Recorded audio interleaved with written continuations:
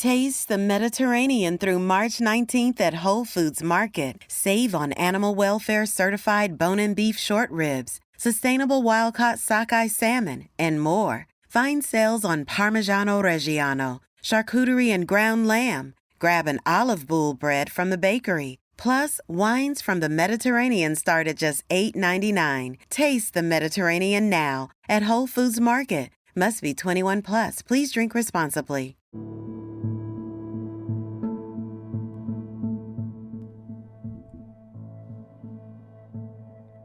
This podcast is made possible through donations from listeners like you and our partners at Goalie Ashwa Gummies.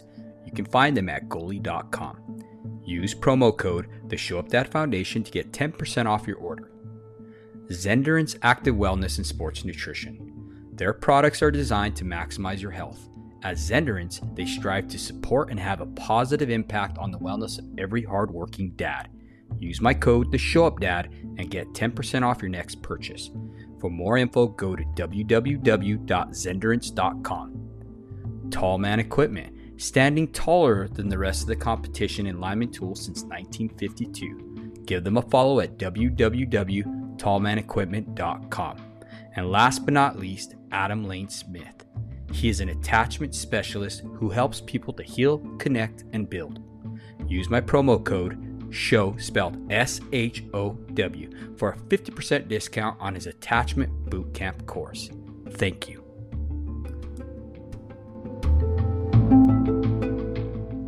Welcome to the Show Up Dad podcast. I'm your host, David Mendonca, and in this episode, we're going to explore the journey of raising good men with our special guest, Luke Entrup.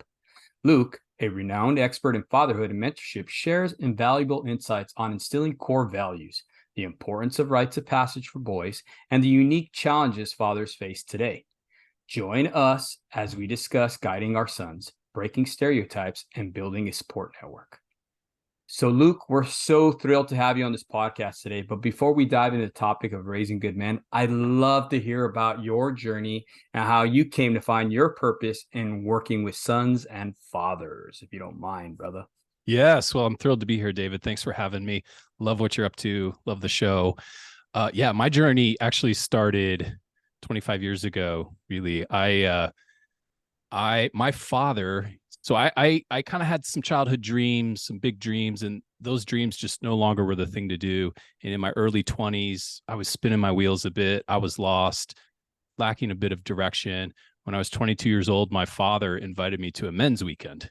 Mm-hmm. And I'd never heard of a men's weekend. I didn't know what it was what was happening. But I just had an inclination that I'd like to spend the weekend with my dad in the woods. And I was surrounded by 80 men, and they took me through a very intense kind of rites of passage experience that had me really looking deeply at my own fears, doubts, hopes, dreams, and had me connecting to nature and speaking truth and doing some really difficult things.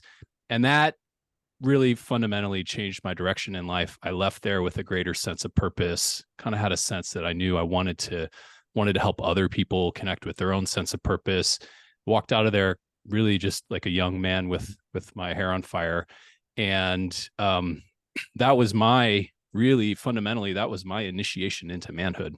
I went in a boy, I came out a man, and it changed my life forever. That's fundamentally what a rite of passage can be. It's a demarcation of, one way of being into a new way of being. And that's been part of my mission ever since. Now, what are some of the stuff that you had to do while you were there in that rite of passage? I mean, I know there's so many different things throughout the world. I mean, you got the Aborigines with their rite of passage, the walkabout, and, even the Jewish community that has the bar mitzvahs and stuff like that. So what did you have to do while you're there? I'm kind of interested in that.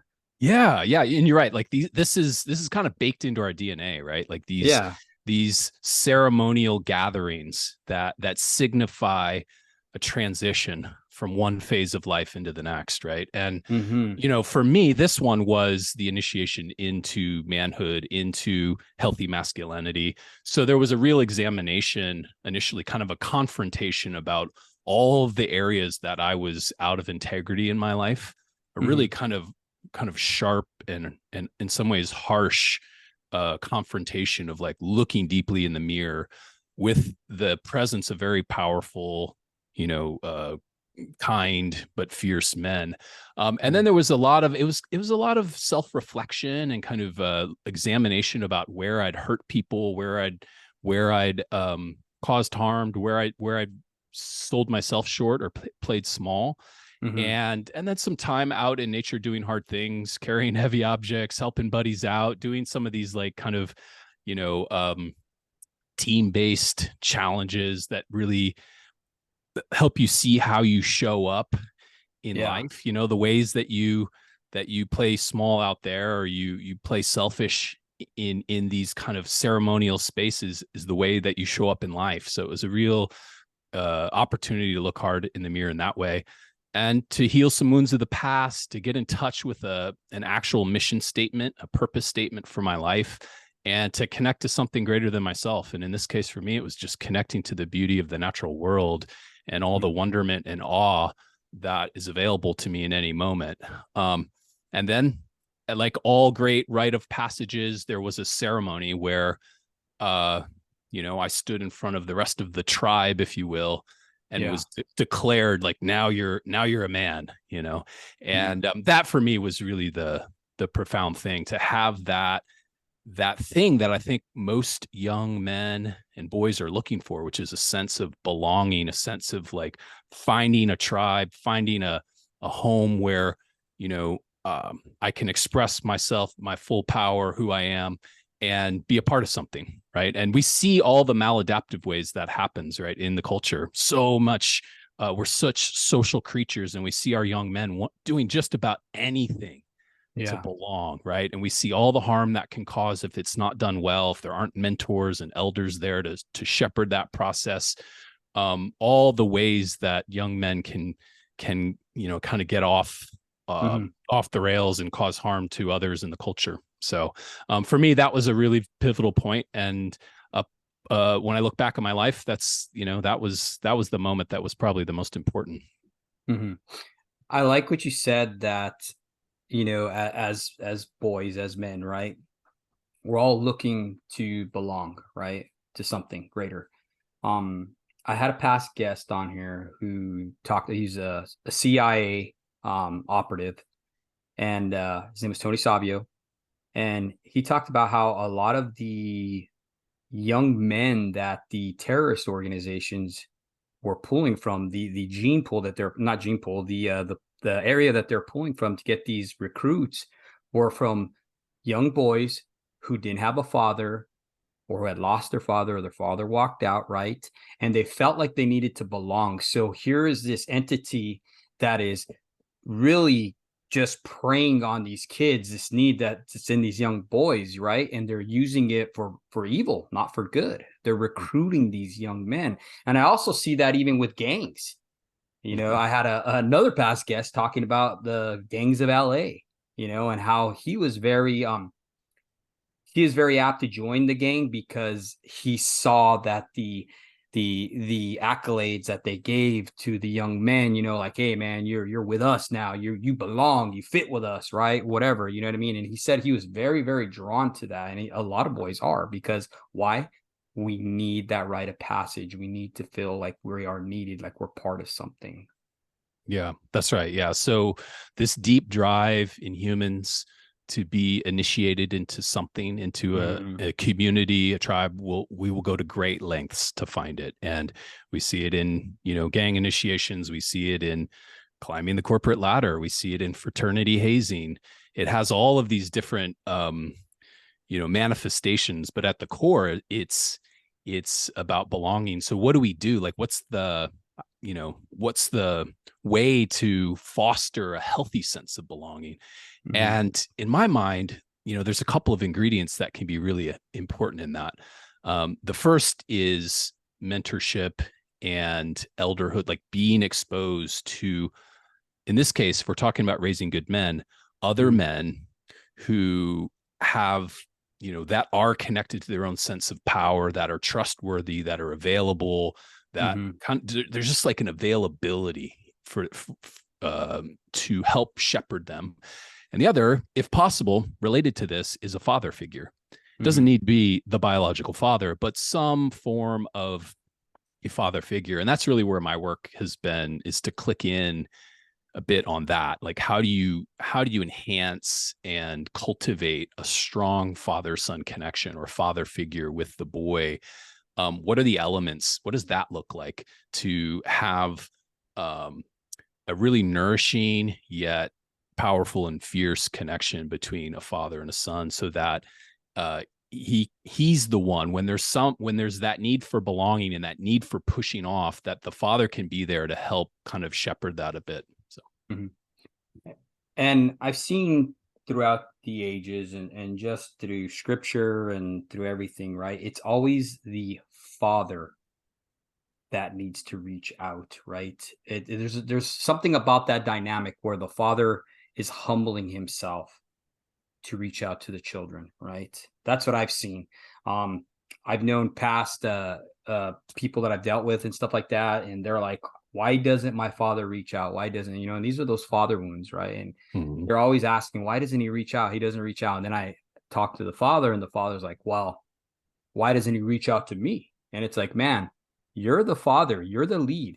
When you go away and you go to wherever you're going to go, you're going to have to answer for the way you led your family. Yeah. Yeah. I mean, if we trace this back to the beginning, right, to when a son is born into a family, and they're just an infant. If you've looked into the eyes of an infant, you've seen nothing but possibility, right? Yeah. And looking out through the eyes of a newborn, the parents are, or these parental figures are, the face of the divine, right? They are the gods, they are the face of God. And there's so much vulnerability and need in the early days. And, at some point there's a shift where our kids get old enough and we see them as kind of peers in a way, or they start showing up more as adults. But that projection of looking in our parents' faces and seeing the divine, that never really fully goes away. And so I think you're right in that it requires the parent to be the one that's really responsible for the health of relationship, even if it means I either take the blame for something that's not fully mine to take, or I take 100% responsibility for something that's happened in the relationship, when I know full well that, responsibility could be taken on the other side. That's just parenting, in my opinion, right? Not to say we don't have boundaries, but I do think the Buddhists have this phrase. They say, drive all blames into one, right? It's a great parenting adage. It means, in a moment of conflict, let me be the one where I absorb the pain of the relationship, the blame, so that we can get beyond it and find some sort of new alignment, right? So that's certainly been one of the challenges of my own parenting, is to find those moments of vulnerability and connection and say, hey, I'm sorry about that. What do we need to do to move on? Yeah, for sure. Can you share your perspective on what it means to raise a good man in today's society? Sure. Love to. Yeah, I mean, there's a few elements, right?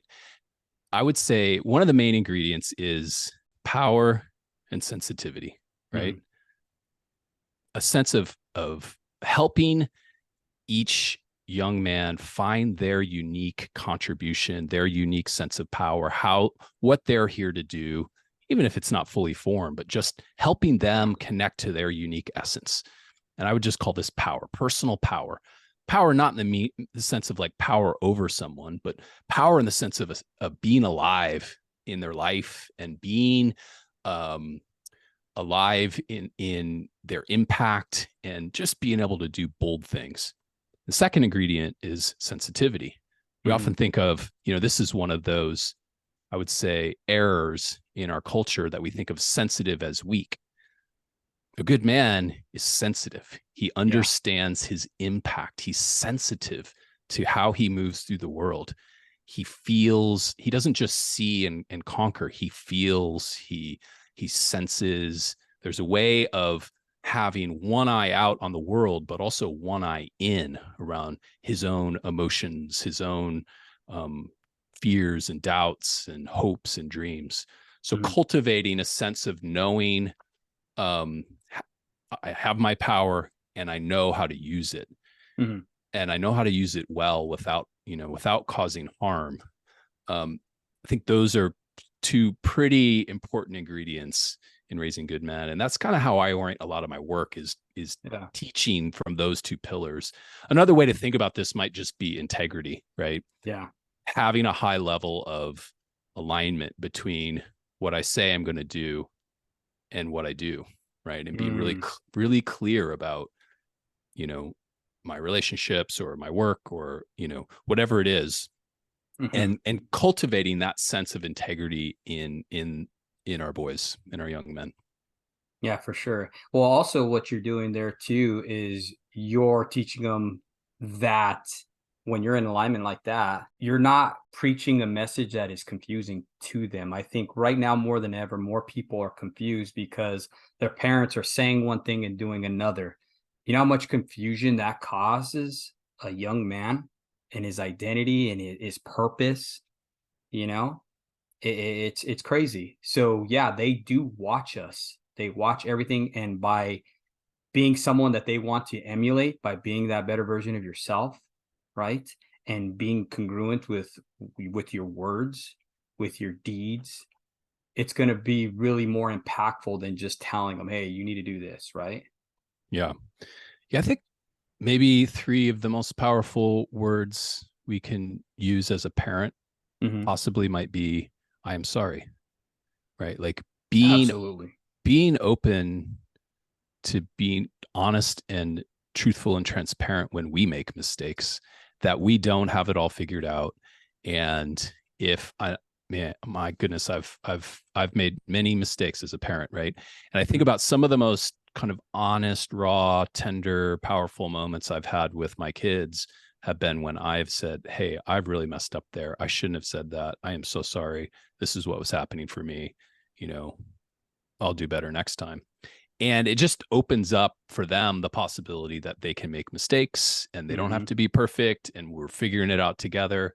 But there's like in that, I think there's like an emotional connection and availability Mhm. that we're making possible, which I think is really important. Because if we think our, if our parents are saying they never make a mistake and then we see them falling short every which way, there's Mhm. there's not a lot of trust there. No, for sure. And you see that even with adults when they can't take accountability at all or they can't Mhm. take correction, right? I mean, Yeah. we see that all the time, and when we're actually emulating that to our kids and we're big enough and strong enough to come to them and be like, hey, man, daddy made a mistake. We're just training them. That's all our children are there. They're there for training. Discipline is actually training. And that's what we're doing. We are Mhm. training them. Yeah. Yeah. I love that. Yeah. And so this is where it's important that, we're doing our own training, right? That Hmm.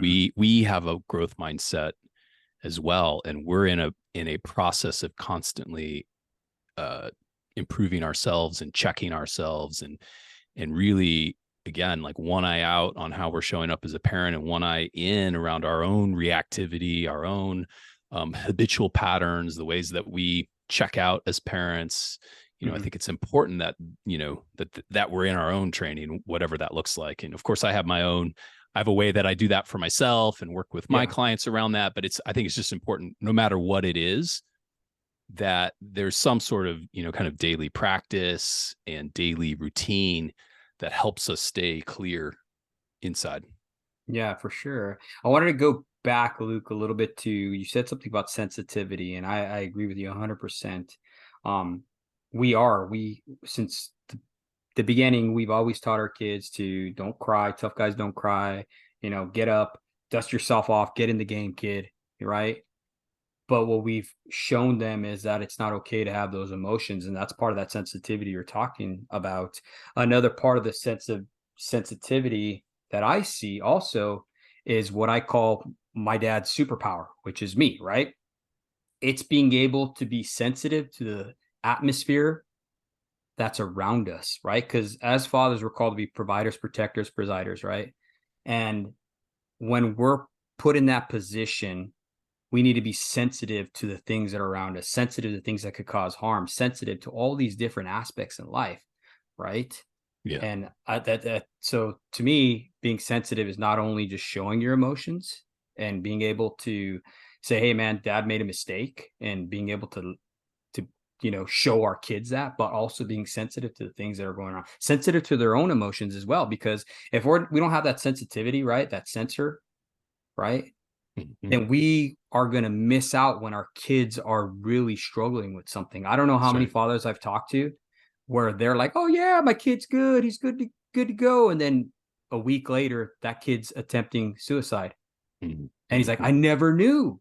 Mhm. It's like, well, how good was your level of sensitivity? Were you really in tune with them? Yeah. Yeah. So well said. So, so here's a tool around that, right? So Hmm. emotional awareness.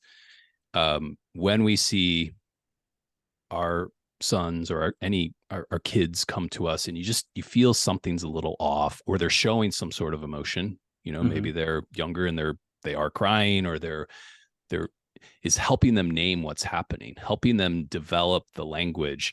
So are you feeling sad right now? Like you Hmm. sad something happened? Are you feeling angry? Perhaps you're afraid, just giving them some options and helping them begin to name.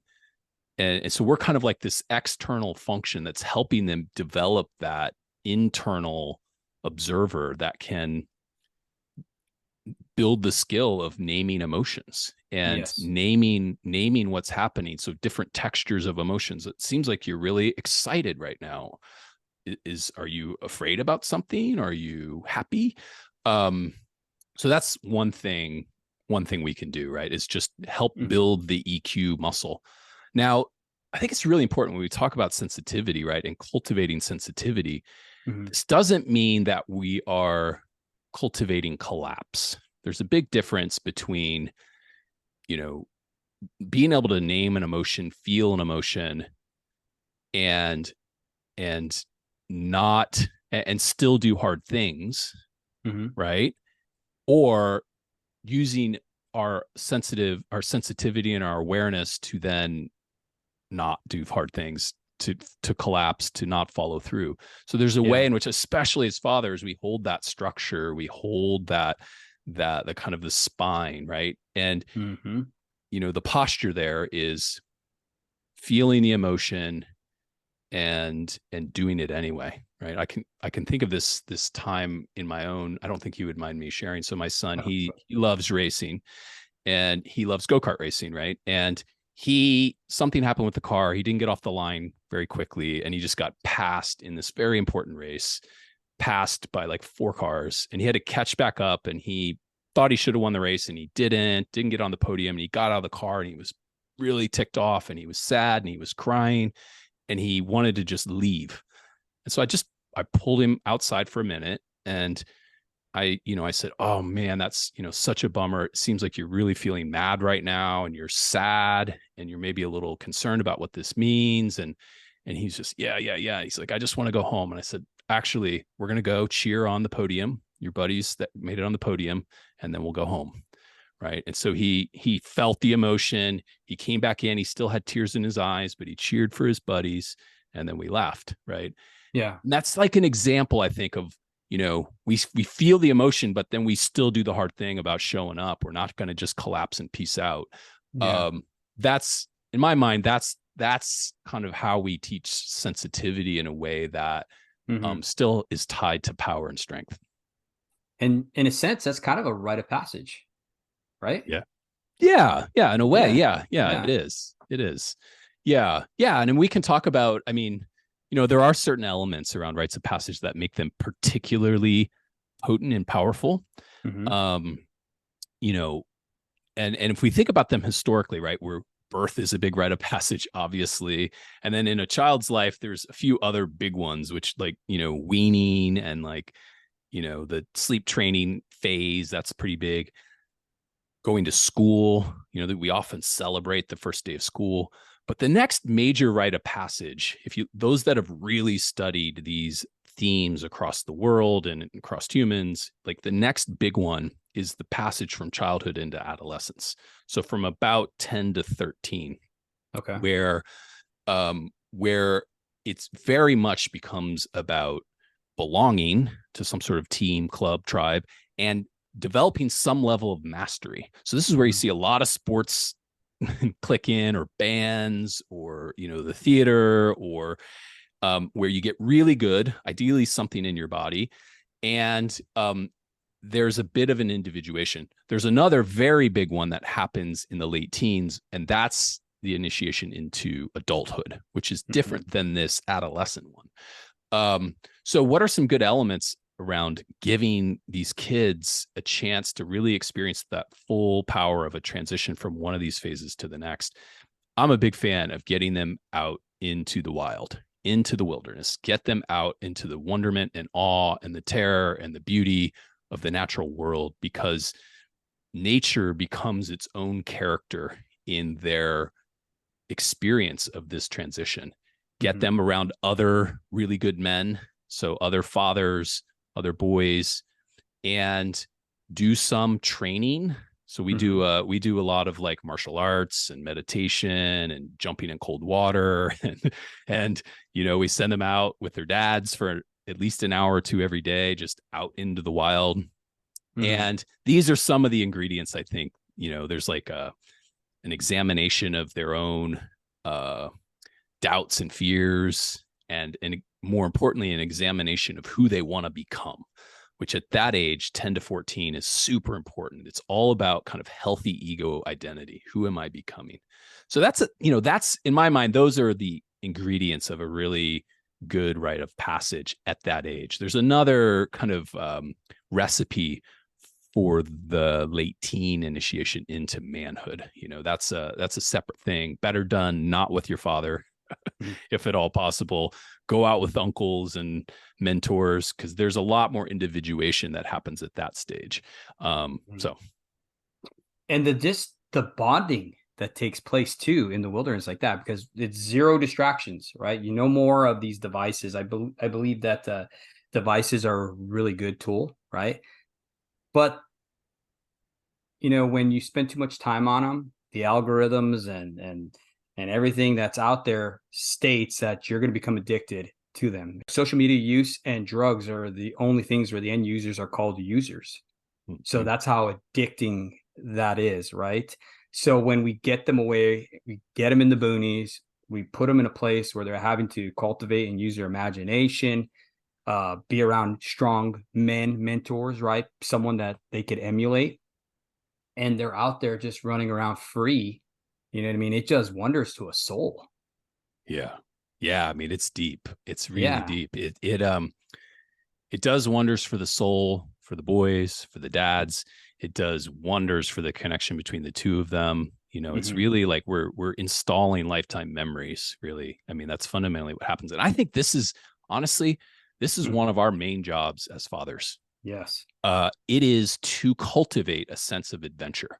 It is to cultivate a sense of wonderment and awe. It's to snap them out of their small, myopic, everyday places, patterns, ways of being, and to pull them out of that every once in a while and give them some new experience. It does not mean that we need to buy some big expensive trip around the world, although that can work too. It can be as simple as like going camping for a weekend and getting off the grid and leaving the cell phones at home or in the car. And that does so much to just, I mean, they're so hungry for it. They're so hungry for it. Their souls, even if they say, you know, I need my phone. Once that detox happens, which doesn't take long in kids, you just see how hungry they are for it. I asked my son recently, he's 12. I said, you know, what's the one thing you and I have to do together this year? Like, just give me the thing for you that would be important for us to stay connected this year. And he said, we need to do one backpacking trip. It's the most important thing for me, is to get off the grid for 5 nights with you in the wild and not have to worry about anything else other than finding beautiful places and cooking our food. And I mean, that's his thing. That is like his high holiday. That is his whole year with me. That's there's nothing more important than those 5 days to him. And Mhm.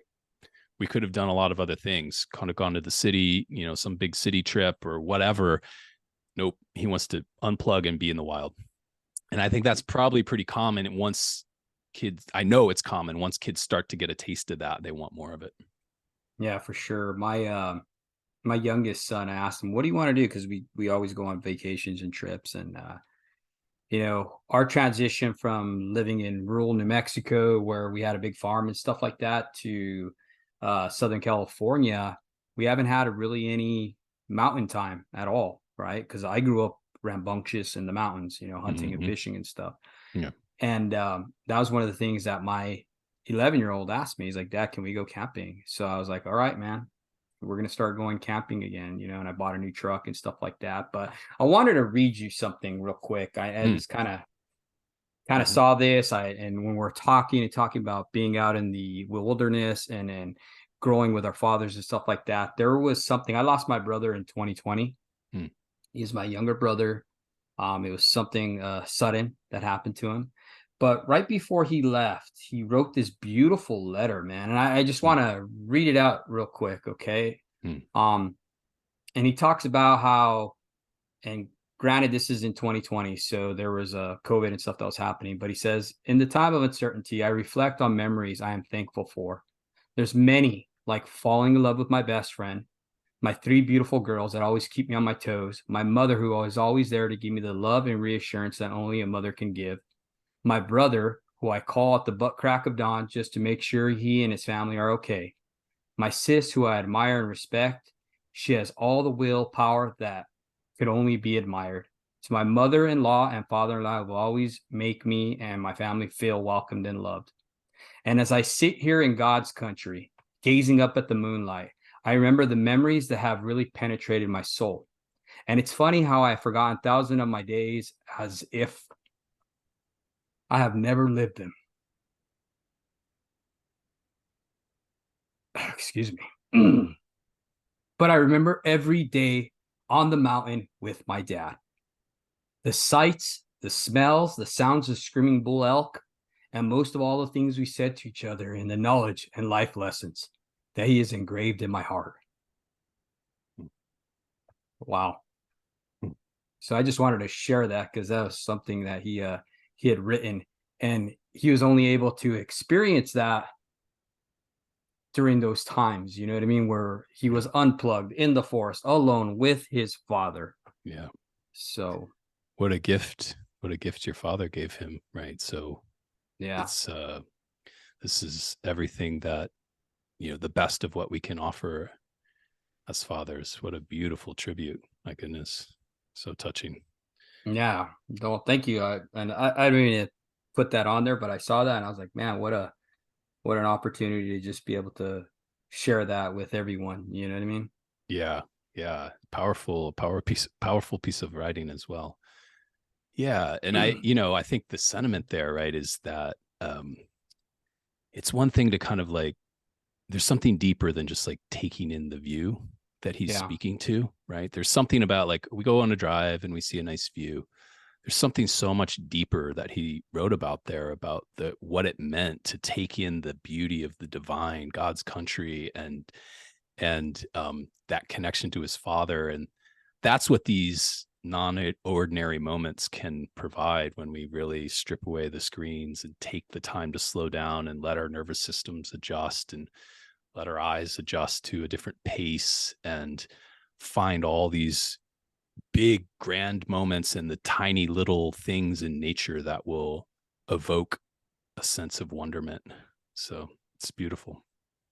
Yeah, for sure. Thank you. I appreciate that, Luke. Um, Speaking about these rites of passage, right? How is it that like what are you doing for your tribe now? Like I know you put out this organization, you're doing some amazing things with it. Like what are some of the things that you're doing with your guys, and what are the transformations that you've seen through that process with the men you're working with? Yeah, yeah. Happy to share a little bit about it. So, yeah, we're doing a program called the Father Son Connection Experience. So Hmm. it's 10 to 14-year-old boys and their father figures, and we do a weekend as I've described, basically, right? Take them out into the wild. Usually we're staying in like cabins at night and do some work inside, like some kind of self-reflection work, but a lot of time outside, and some, connection to nature and getting a sense of who they are and what their strengths are. So this is like a weekend program. We do a ceremony on the last night that marks their passage from childhood into adolescence. And we've named this the passage into training as a warrior. So a lot of the framing we use is, what are the elements of a good man, and what are the elements of a warrior? How does a warrior show up? A little different than a soldier, right? A warrior is connected to his heart. He has that sensitivity, moves through the world with a sense of power. And so we do some things like martial arts and meditation and yoga and some of that type of warrior training. And then, but a lot of time is spent in conversation and dialogue between the son and the father figure. And this is a weekend program. We've got several on the books. And some of the impact, I mean, I was just talking to a couple, a father-son duo last week, and they were just saying that they have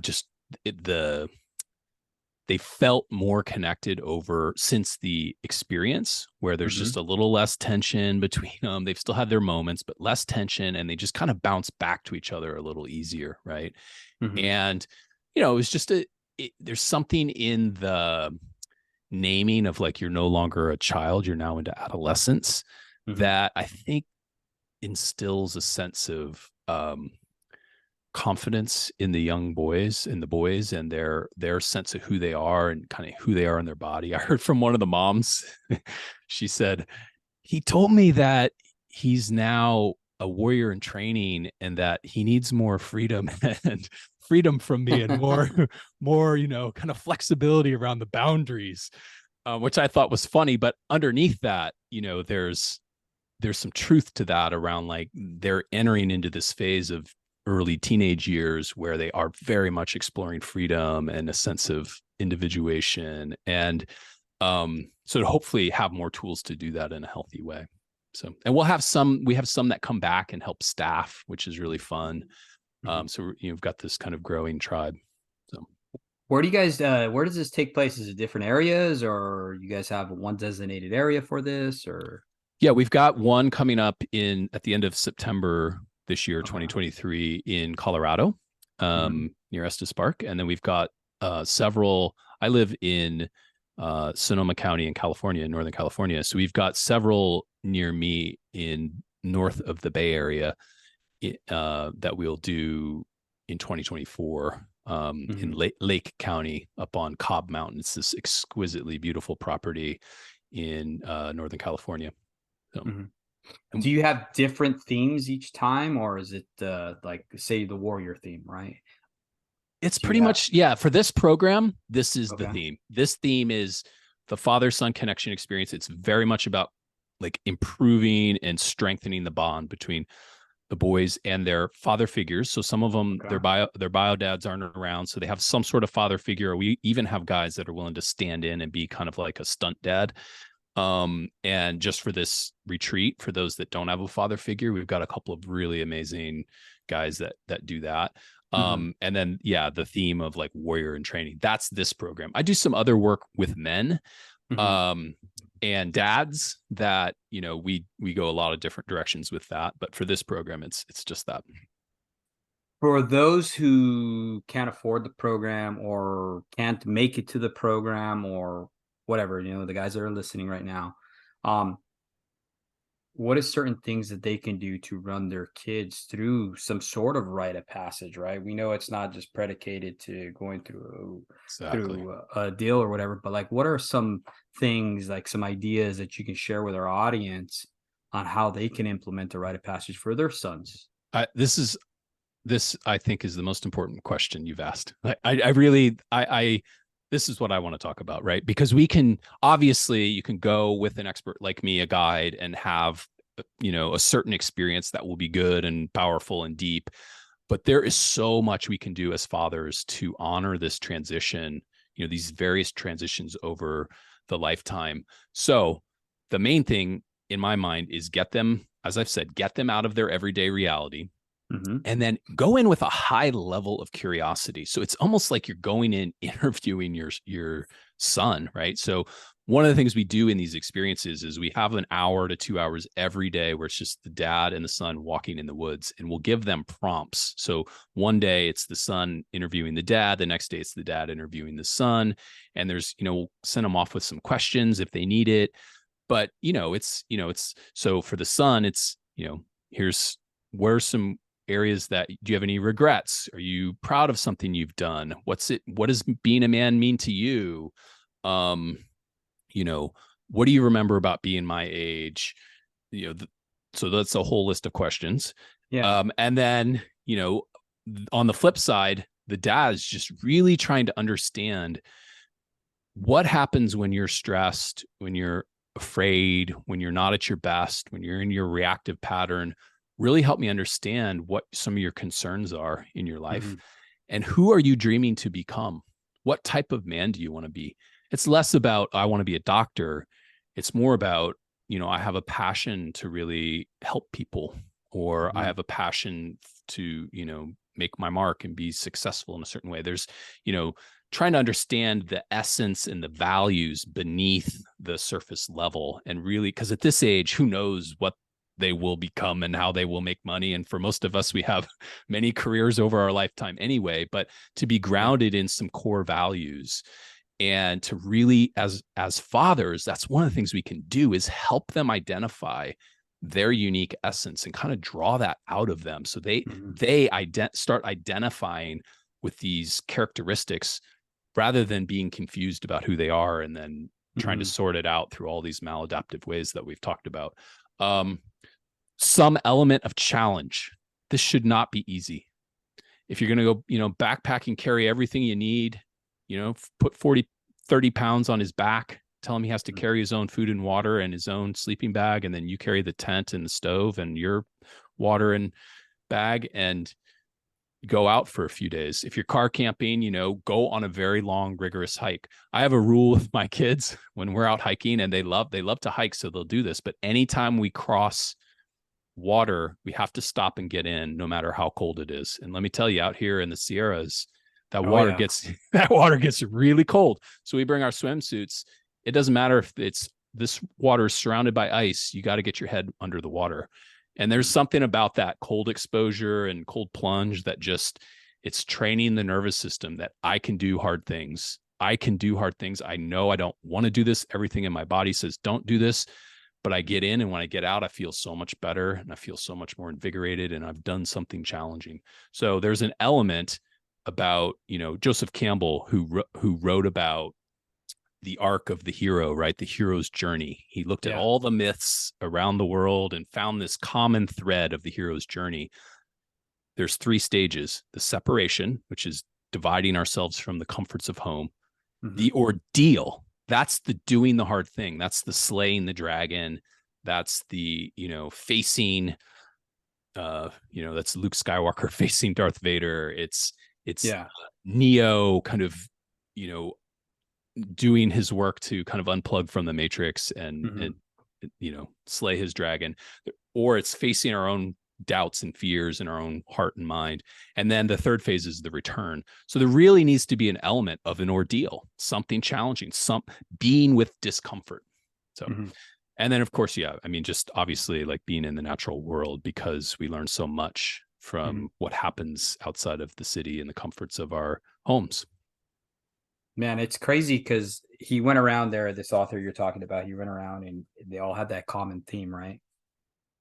I like you said about the separation, because biblically it says that a man needs to leave his parents and cleave to his wife. So I can see the similarities there, you know what I mean? Because there it was a rite of passage kind of, you know what I mean? Because no longer are you underneath the care and protection of the family, but now you're taking on a responsibility, someone else that you need to care and protect, from your learnings, from your upbringing, what you've learned. So now you're going on to a different aspect of your life per se. You know what I mean? So that's right. And that map, that is a rite of passage, right? Going yeah. from one way of being into the next, from one phase into the next. I mean, we look at this, 40 days and 40 nights in the desert, right? That's quite an ordeal. Yeah. He faced his own doubts and fears, and that is the ultimate ordeal. And then we see, the return on the other side. So, this model, if people don't know it, definitely check out the work of Joseph Campbell, The Hero's Journey. It's a really wonderful map around how human transformation can happen, how we can evolve into the next version of ourselves. I like that. Joseph Campbell. Yeah, I need to check that out. One of the books that I always read and I really liked was John Eldredge's Wild at Heart, if you're familiar with his work. And man, he talked about how, kind of similar, he talked about how we all need to have that dragon to slay, right? A crux, right? We need to be able to have these challenges in our life, you know what I mean? To challenge. And I think a lot of times, even with men, they have these midlife crises, right? So they need to go get the fancy car, or they need to leave their wives or whatever, you know what I mean? It's because they need to challenge themselves. They need to know that they still got it. You know what I mean? And that's an unhealthy way, right? Or it could be an unhealthy way. You know what I'm saying? Yeah, absolutely. Absolutely. Yeah, no, this is where, we've talked a lot about what this means for boys, right? But there's this path of initiation extends through the whole lifetime. And if we didn't get, which most of us did not get, I'm kind of rare. I got this at 22. If we didn't get that rite of passage and like surround ourselves by really incredible men that are living lives of purpose and passion and giving back to their community and protectors and providers, if we didn't get that, then we will constantly look for it later in life. And some of what you're describing is how that will unfold, right? So it's never too late.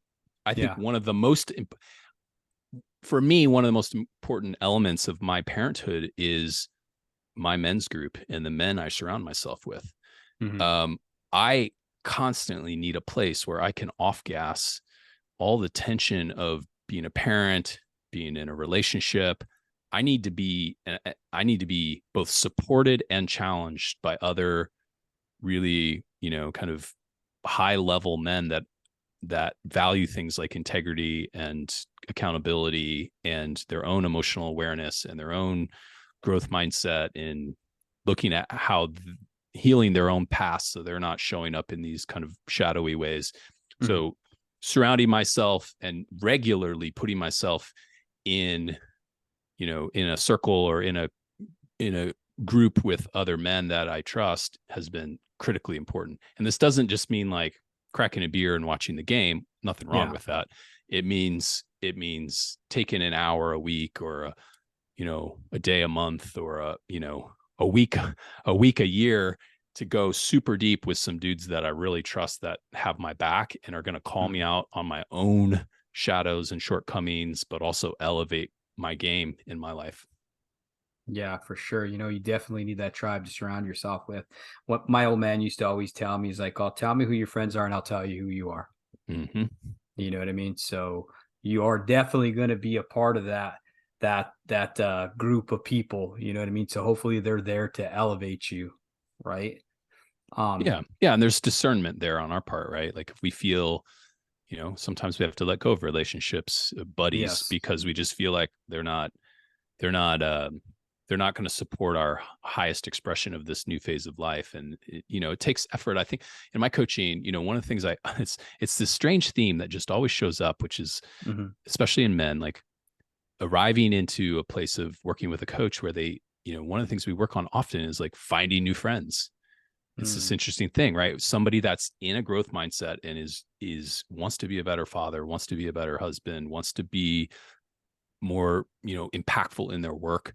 There's this up leveling around who they're spending their time with. And it takes effort to go out and find new buddies that are going to have your best interest and are going to support you. And more importantly, challenge you. There's this adage, this author that I love, David Data, he talks about men grow through challenge, where he says the masculine, and the feminine grows through praise. right? So surrounding yourself with men who are going to challenge you to become a better version of yourself. That's how we grow the best, basically. And that has been so true for me in my life, getting that hard feedback from somebody that I really trust.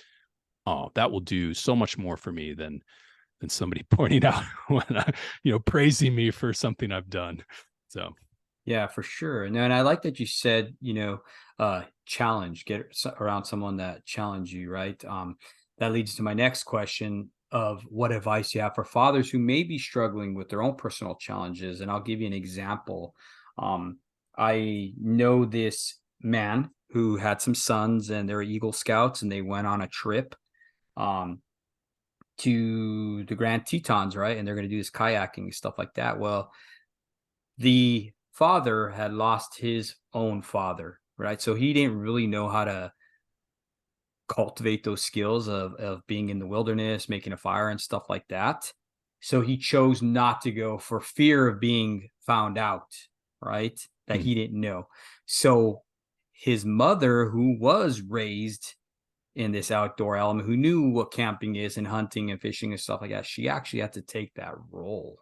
And I talk to their sons every now and then, and they remember that. They remember that mom had to step into that role. You know what I mean? And it's a sensitive subject for them, right? But how can you help those fathers who struggle with those insecurities like that? Yeah, well, first of all, I think we all just do the best we can, right? Yeah. And I hope over time that they feel that he was probably, while they didn't get exactly what they wanted from him, Yeah, he was doing the best he could with what he had.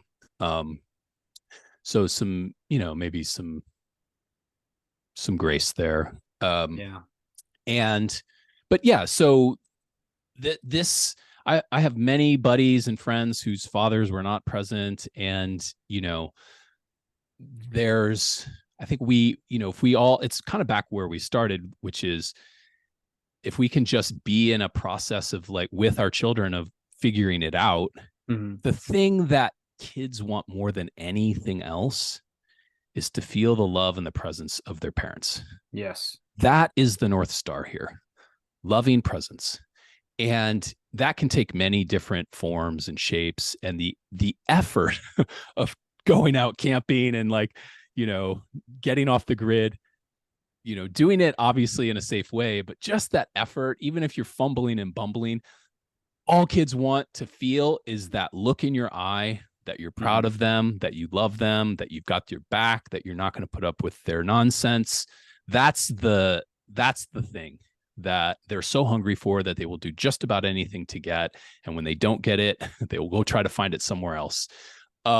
So, as far as learning the backcountry skills and all of that, that just comes with time. I would say orient any sort of experience that you're going to set up so that you have those moments, whether it's around the fire or around a fireplace, if you're going to do a glamping, where there's nothing else but that wonderful eye contact, that high level of curiosity, and just that availability of the heart that I think we all crave as humans, but we especially crave it from our parents. I don't know if that answered your question, but yeah, for sure. I just think that that's the North Star in all of this. Yes. No, I couldn't agree with you more, Luke. And for you fathers who are listening, man, just don't beat yourself up if you can't do certain things. It's just you trying and putting in that effort is what they're going to actually see and respect. It doesn't got to be perfect. I don't know how many vacations I've went on where I wanted it to be perfect, and I actually ruined it because I was so concerned about the perfection in that atmosphere, right, that I ruined everything, and it was something that I needed to realize and work on, so just be there. Our presence is the presence. That's right. Yeah. I mean, as fathers, right, there's this framing where we're, in some ways, we are the leader of the family. You can make the case that anybody's really leading, but in a way, we're the leaders of the family. So lead the family to depth of connection. depth of loving presence. Lead your family to moments when you clear out the distractions. You protect the family from all the things that can get in the way of having those slow, meaningful, deep moments of curiosity about each other, and that initiate your children into, a healthy adulthood, in my opinion. Man, I couldn't agree with you more, Luke. Thank you once again for coming on here and sharing all your wisdom and knowledge with us. I know that's going to help a lot of our guests and our listeners, Luke. I'd like to give you this opportunity now for you to share if people are interested, and how to get with you and stuff like that, man. Yeah. So, yeah. So please. thank you so much for having me. The website for our Rite of Passage program is father-son-connection.com. As I mentioned, we've got several events coming up. You can also find me on my own podcast called Crazy Wisdom, where we explore a lot around the personal development space and relationships. It's geared a bit towards men, so it's a bit of a men's podcast, and perhaps some of your listeners might like to find me over there. So those are two great ways to get in touch. Feel free to reach out, and Right on, Luke. Yeah, absolutely. Once again, thank you for coming on here, and we appreciate you, and we'll be talking to you soon, brother. Thank you so much.